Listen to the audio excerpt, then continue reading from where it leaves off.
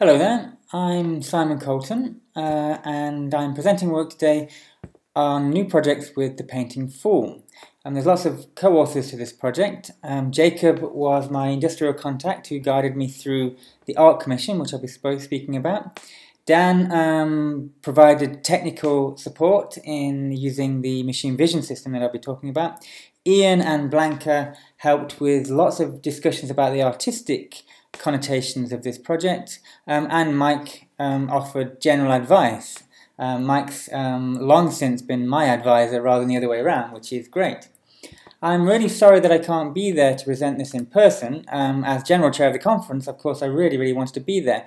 But I'm actually on paternity leave. My beautiful baby girl was born just 3 weeks ago, and she needs my full attention at the moment. Here's some pictures of her. I hope you can indulge me. She is beautiful. What a beautiful baby girl. So, in the Painting Fool project, our aim is for the software to be taken seriously as an independent creative artist one day. It's all about exhibiting behaviours, really, rather than producing artistic output. We want it to be skillful, appreciative and imaginative. We want it to exhibit learning, intentionality and to account for its work. This is a long-standing project in computational creativity research, probably about 14 years of technical development on and off, and it's been used as a platform to raise numerous practical, philosophical and evaluation issues. And along the way there have been many art exhibitions, commissions, art projects and interesting collaborations. Now, in the past few years, many of you will know that I've been going around celebrating the fact that software isn't human. Software isn't human, and the Painting Fool isn't human either. And this has kind of become a clash with the Painting Fool project, where I've been using it to simulate natural media like pastels and pencils and paints. So the projects presented here involve trying to move the project away from the Painting Fool mimicking how people paint, because it ain't a person. So in a whistle-stop tour of what the Painting Fool can do, we have used emotion detection. We have used evolutionary approaches to invent the placement of objects in a scene and to produce abstract art. We have used constraint solving to invent scenes in an imaginative way. We have used context-free design grammars to invent objects which don't exist. We've attempted to get the Painting Fool to convey meaning. The image here, for example, came from natural language processing of a newspaper article about the war in Afghanistan, and it's very poignant. At the heart of the Painting Fool, of course, is fancy graphics, and here is an example of some of the more fancier graphics in there. The model there is co-author of this paper, Blanca Perez-Ferrer.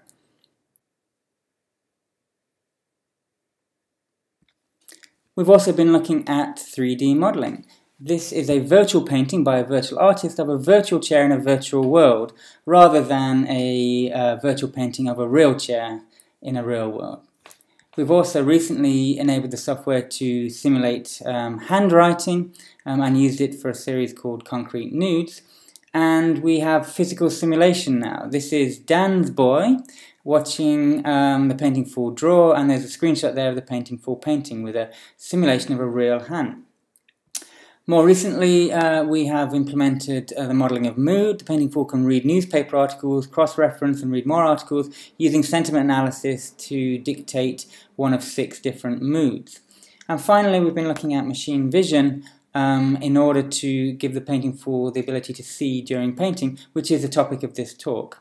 The machine vision here was used not only to extract the face for a live sitting in a portraiture project, but also for the software to evaluate whether it had achieved visually what it wanted to achieve.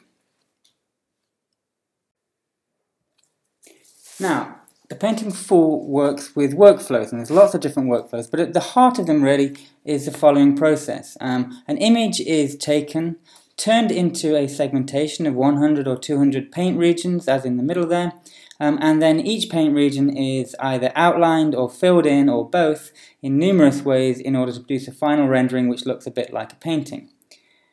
This requires a meaningful choice of image. It requires the setting of the settings for the segmentation, and it requires lots of settings to be chosen for the rendering end. And this, historically, from the start, has been where the user has had creative responsibility. They've chosen the image, they've chosen the settings for the segmentation and for the rendering, and that's largely been me. Now, over the years, I've attempted to hand over this creative responsibility to the software itself. In particular, it can now choose images like it did with the Afghanistan painting, or it can generate images completely from scratch like the abstract art, or it can completely bypass the image part of this workflow and go straight to the segmentations. When it's inventing scenes, it does just that. And the topic of today's projects really are addressing the final part of this very simple workflow, which is getting the software to choose its own rendering settings. How we've done that in the past with the You Can't Know My Mind project, which we presented at last year's conference, is to give the painting tool 7 preset rendering styles, 3 pencil, 2 pastel, 2 paint styles. And then the software makes a choice based on its mood and based on a learned probability distribution over the ability of the rendering styles to achieve images which fit that mood. And there's details in the paper here about that and in last year's paper. At the bottom there, I don't know whether you can see it, but that is the painting tool's current probability distribution, which dictates which rendering style to use to achieve certain adjectives after having done 320 portraits in the You Can't Know My Mind project. Now, we wanted to move on from this, and I can describe how we've done that in the following slides.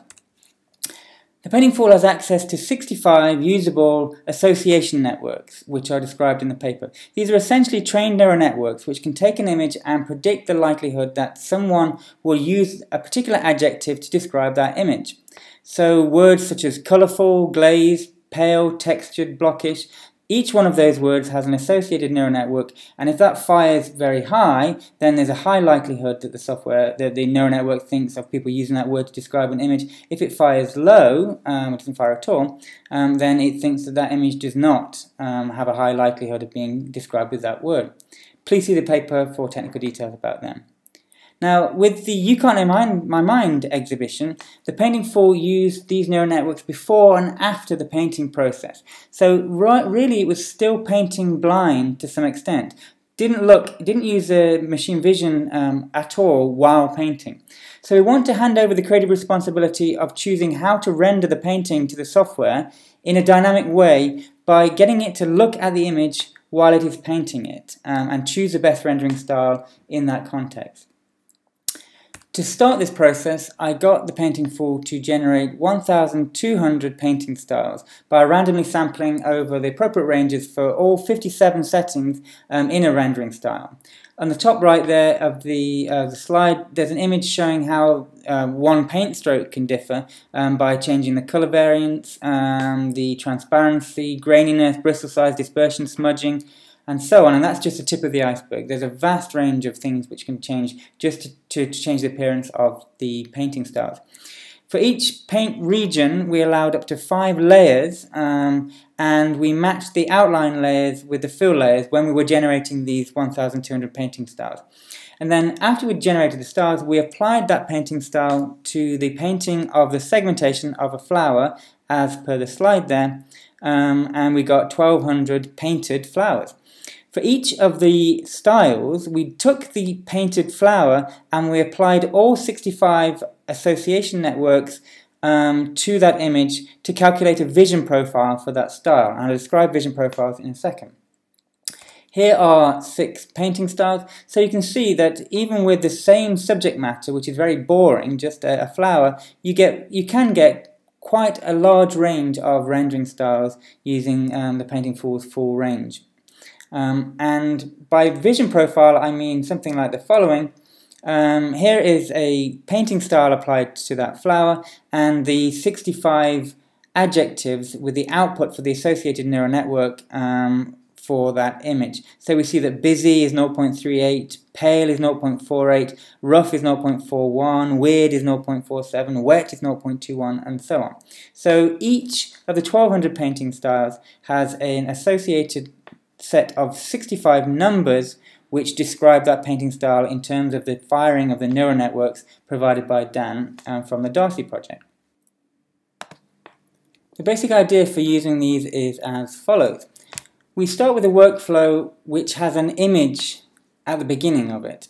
Then it's turned into a set of paint regions, and each of the paint regions corresponds to an underlying region of the original image. So when it's about to paint that region in the face here, it refers to the underlying region in the photograph.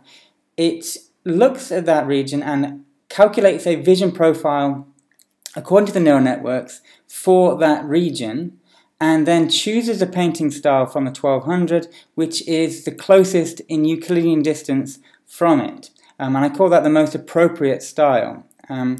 So, for instance, here the cheek region there is quite smooth, so it's likely to choose a painting style which also produces quite smooth images like the painting style there.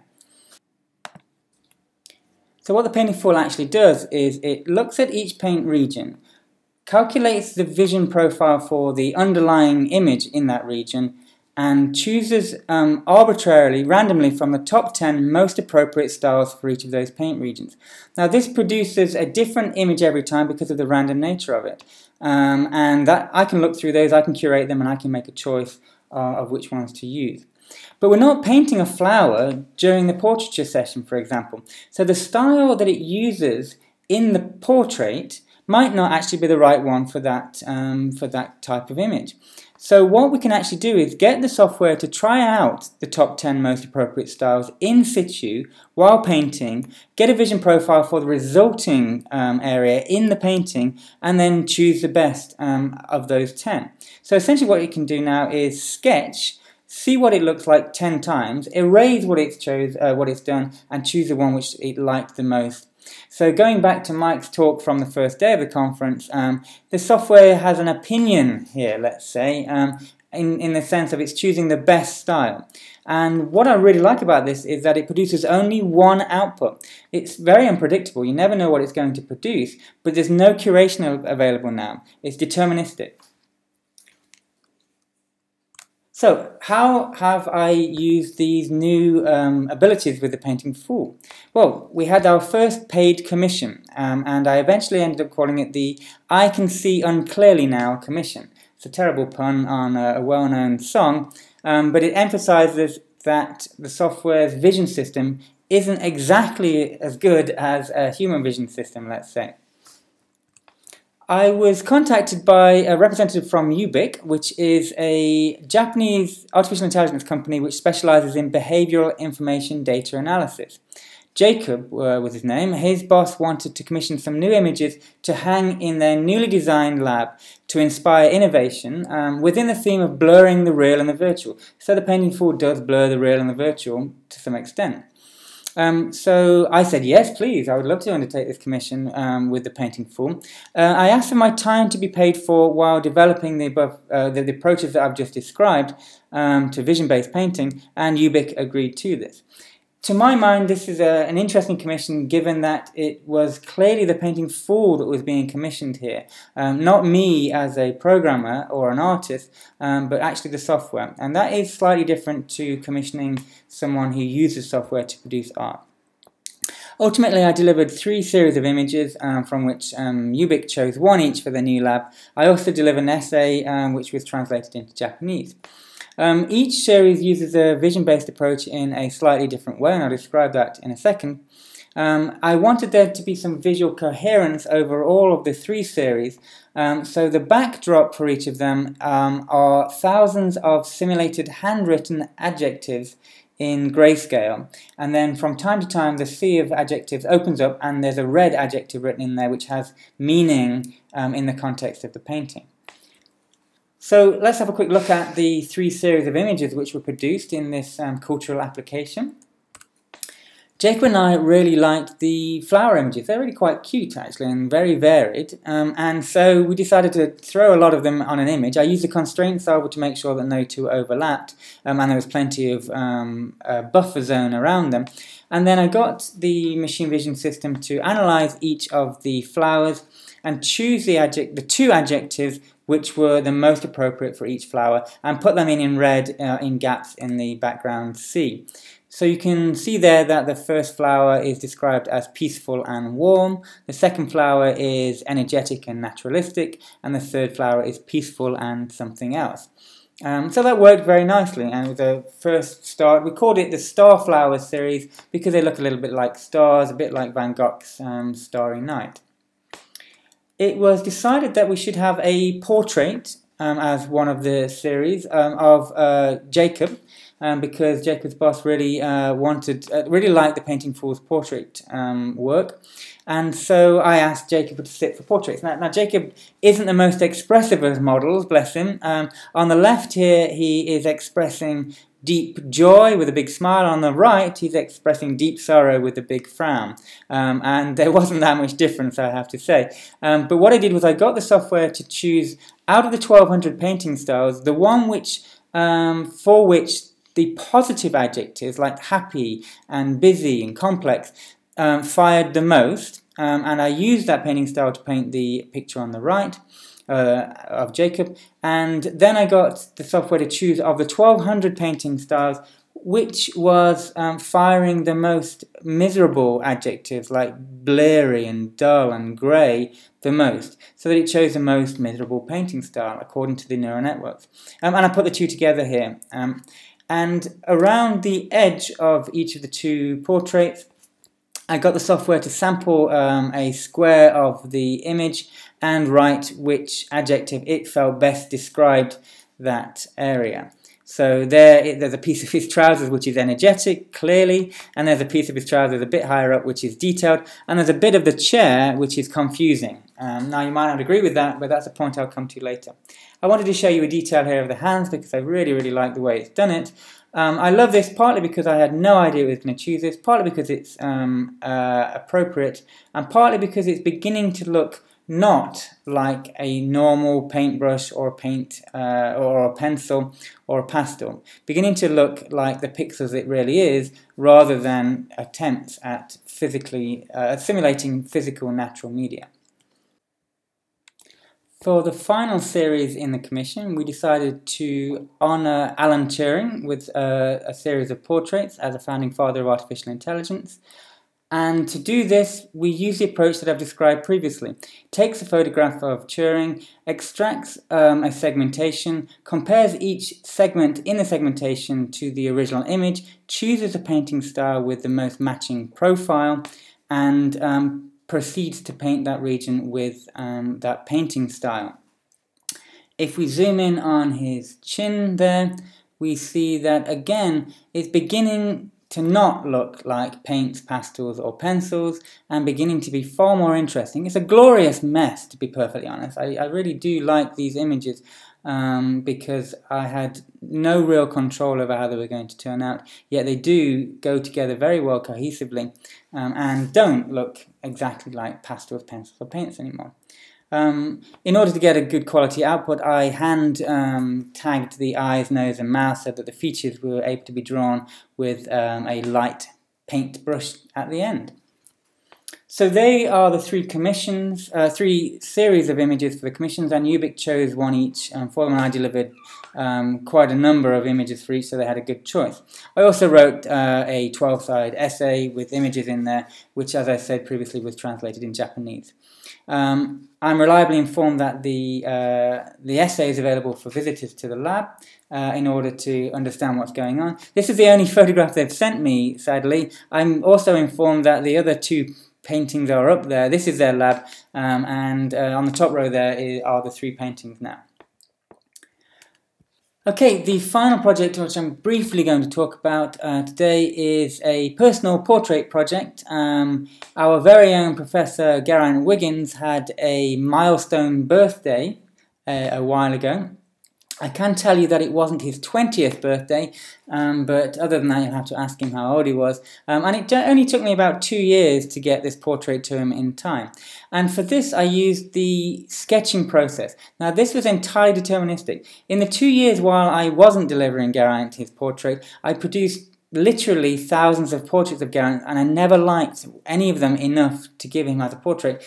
This one I liked so much because I had no choice. There was one image produced and I had to go with it because it was a painting fool's choice, and I thought that was really appropriate to give Geraint as a present. To give it a physical and unique quality, I printed it out onto 300 4cm by 4cm square pieces of card and stuck them together in this higgledy-piggledy fashion in order to make it quite unique. This portrait now has pride of place in a cardboard box at the bottom of Geraint's wardrobe, and that's probably a good thing. Okay. On to the difficult questions. How do I evaluate this stuff? And this is what I'd like you to go into the coffee break discussing and arguing about. I would love to actually annoy some of you with the following 2 slides. It's very difficult to evaluate this project. Here are some things which I think are important. I think it's important that the software just does this new stuff. It's also great that there's an analogy with people seeing during painting.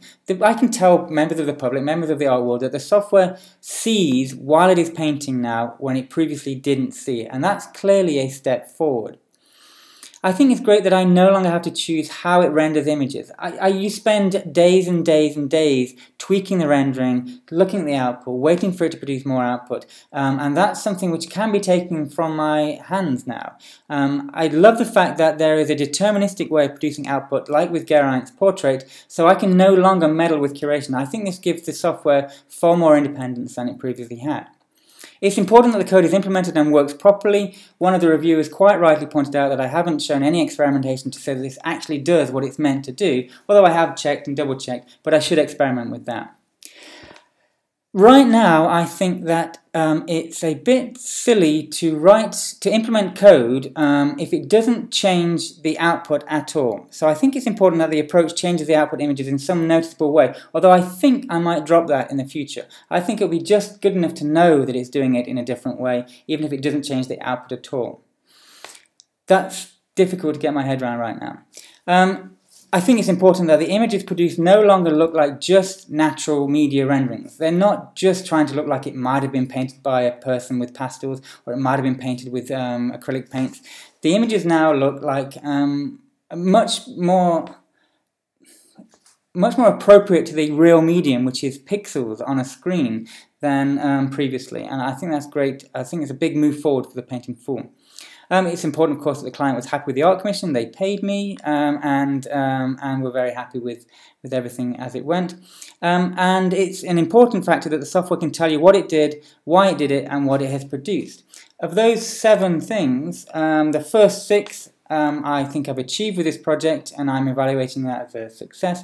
And the final one, the software doesn't in this project give you framing information about what it did, but that is the subject of future work. Now, we're going to have to grapple with this as a community. This is furthering the question of, do we evaluate software in terms of what it produces and or what it does? Here are things which I think are not important. I don't think it matters one jot what the images produced in this way actually look like. The output isn't important here. The images would be interesting even if they were awful and no one liked them. They'll be interesting because of how they were produced. This is a progress for the painting fool in terms of what it does, not what it produces. I think it's also not important what other people think about the images produced. So what I could do in my scientific way would be to tweak the choosing of appropriate styles mechanism, print out lots of pictures, get the crowd or volunteers or subjects in an experiment to rate which of the processes is the best, which one produces the most interesting and appropriate output. And I think that would be damaging to the Painting Fool project. Experiments like that make us and our software look naive. I mean, no painter goes out there and says, do you think I should do it this way or that way? Here's 10 paintings, choose which one's the best and I'll do that, more of that. Please, please, please. I'm so desperate for you to tell me what to do because I don't know what to do. That's damaging. The Painting Fool needs, as Mike's pointed out in his earlier talk, the Painting Fool needs to be subjective, have an opinion, do what it wants to do, and live with the consequences. Now the final one, all three reviewers raised this as an issue, and because I left it hanging at the end of the paper, please read the last sentence of the paper, because I was very proud of that last sentence. I think it is not remotely important whether or not the painting fool sees like people do. Whether the association networks from Dan and his team, whether their judgment match those that people would give for images. Whether it says that this image is bright and greasy, when really we think it's dark and patchy. It doesn't matter whether it matches human visual perception. Now this is of course a consideration for the Darcy project, where the painting fool inherited these neural networks from, because there the AI systems based on that are possibly going to be used in place of people, to help people, to work like people. But the painting fool isn't human, and no one wants it to be confused with people, and no one wants it to converge to painting like people do. So these neural networks won't be being used as a substitute for. From my point of view, and from an artistic perspective, I think it's more interesting for us to learn how the painting fool sees rather than it learning how we see. Because differences in perception are what drive art forward. One of the main driving forces. You see things differently to how I see things. The painting fool sees things differently to how we all see things, and we should celebrate that. So we don't really need these neural networks to get any better, to be perfectly honest, although I do keep pressing Dan along those lines. Okay, so please, let me know if there are any healthy discussions about that during the coffee break. I would love to know. In terms of future work, just a couple of things. For every piece of art that the painting fool produces, I'm going to get it to keep a sketchbook. This will be a record of what it's done, what it's produced, where it went wrong and why. And I think that's a very nice, appropriate framing mechanism. So whenever you get an image from the painting fool in the future, you'll get a sketchbook of its efforts along the way. If I get the time and or the money, I want the painting fool to be constantly painting in a virtual workshop. It will produce one new piece each week, and each day it will do something specific. That could be ideation, choosing what to paint the image of, natural language processing, it could be sketching, it could be trying out new rendering techniques. Once it's produced the image, it might frame it, and on the final day it might tweet about it and promote it. And it will tweet regular updates about this. It'll be the world's most complex Twitter bot. And I'm going to implement some handheld interfaces so you can watch it painting live over a stream in your phone. Okay, that's the talk. I'd like to thank the co-authors of the project and everyone who supported the Painting Fool project. Of course, thanks to UBIC for the commission which enabled this progression in the project, and thank you for listening. I'll try and answer questions on the streaming chat, but Google and YouTube stop you from typing too much. There's a limit on how much you can type in these chats, so there's a limit to how much I can answer your questions. Thanks very much.